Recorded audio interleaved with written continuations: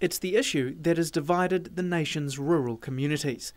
The sale of New Zealand farmland to foreigners has drawn both criticism and support, depending on who you listen to. One group firmly opposed to the process is the newly formed Save the Farms group, led by prominent Auckland businessman John McKerney. Save the Farms spokesperson, lawyer Tony Boshier, says there is a clear differentiation between foreign investment and foreign ownership.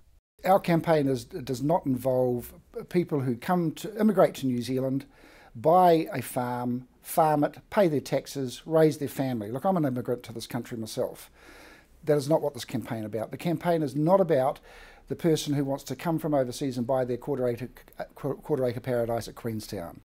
Rather, the group says their goal is to provide a platform for New Zealanders to have their say, calling for a government moratorium on the issue. Tony Boshier says the internet was the most sensible forum to host such a call, since traditional protests are not viable for a mostly rural support base. We are expecting a huge response to this campaign.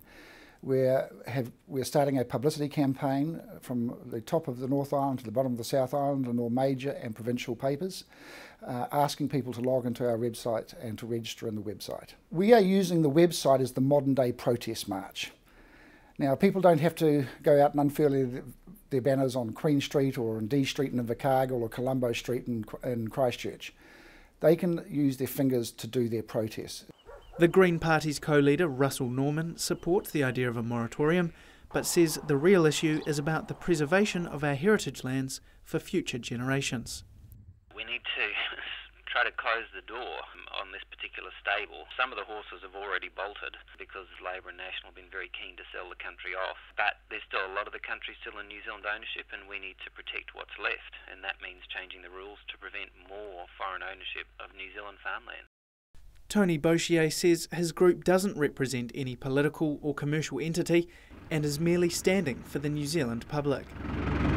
I've got to say that the natural dairy offer for the Crayford Farms was a catalyst for it, but it's not the reason for it. We are not xenophobic, we are completely apolitical, and none of us have got any financial interest in the outcome. None of us are farmers. Finance Minister Bill English has stated previously there will be no interim ban on foreign agricultural investment while the government waits on the Overseas Investment Act review. Until that review is completed, anyone who wants to can have their say on the Save the Farms website. Drew Chappell, Country 99 TV News.